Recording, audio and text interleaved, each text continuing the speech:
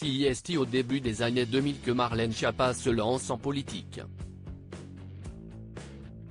En 2001, elle est candidate aux élections municipales à Paris, sur une liste associative de gauche. Mais ce n'est qu'en 2014 qu'elle se fera élire au conseil municipal de la ville du Mans, où elle a élu domicile en famille à la fin des années 2000. Lors des élections présidentielles de 2017, elle s'engage derrière Emmanuel Macron, qui lui confiera la plupart des introductions de ses meetings lors de sa campagne. Une fois élue, il la nommera secrétaire d'État chargée de l'égalité entre les femmes et les hommes, dans le gouvernement d'Édouard Philippe.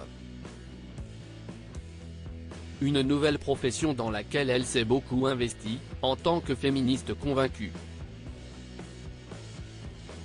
Et celle qui a refait sa vie avec Mathias Savignac n'a cessé de faire parler d'elle au cours de sa carrière de ministre. Notamment au printemps dernier, lorsque l'une de ses initiatives a agité la sphère politique.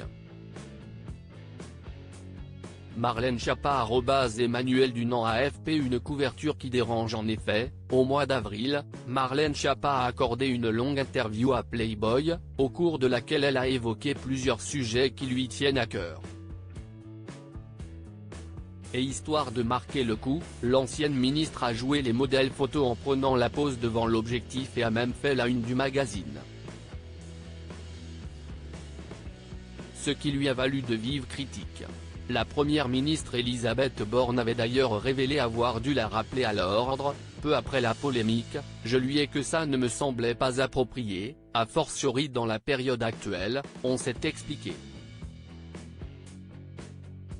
Marlène Schiappa a toutefois campé sur ses positions et s'était défendue sur le plateau de cet Avou quelques jours plus tard. Est-ce qu'on a posé ces questions à Mitterrand, à Jacques Attali, à Thierry Breton, à Carla Bruni qui ont déjà répondu à des interviews de Playboy? Ça n'a pas fait un tel scandale, s'insurgeait-elle. Et d'ajouter que, malgré ce qu'on a pu lui reprocher, ses photos dans Playboy servaient aux causes féministes, qu'elle défend ardemment. Est-ce que c'est le rôle d'une secrétaire d'État de parler à tout le monde? Demandait-elle alors. Selon Marlène Schiappa, il est important d'aller justement dans cette publication-là pour apporter un discours que ses lecteurs n'ont pas l'habitude d'entendre, notamment sur la question du droit des femmes. Cette démarche lui a-t-elle coûté sa place?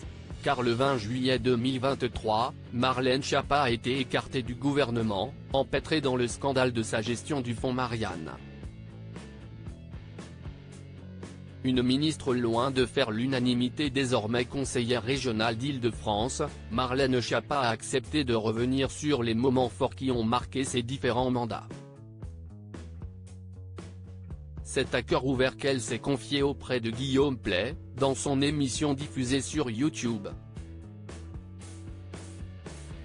Et elle garde un très mauvais souvenir des manifestations liées à la crise des Gilets jaunes, qui ont débuté en novembre 2018. J'ai eu plusieurs dizaines de gilets jaunes qui sont venus chez moi de nuit, s'est-elle souvenue, encore bouleversée. Et d'expliquer qu'elle et sa famille avaient été menacées de mort par ces individus belliqueux, prêts à en découdre. J'étais au Mans, dans ma maison, avec mes filles, leur père et une amie de ma fille cadette. Et ils sont venus hurler. Je dormais, ça m'a réveillé. Ils criaient des insultes et qu'ils étaient venus me tuer.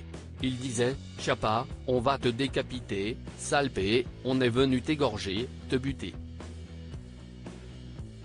C'est très très violent, a-t-elle raconté, précisant que lorsque les filles sont arrivées en pleurant, elle leur a dit d'aller se cacher jusqu'à ce que la police arrive, au cas où ils arrivent à défoncer les portes et les fenêtres. Car ils tapaient au volet, aux portes.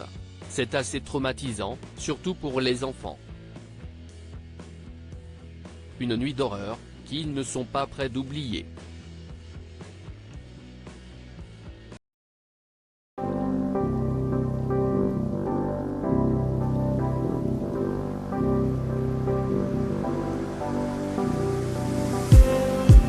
Just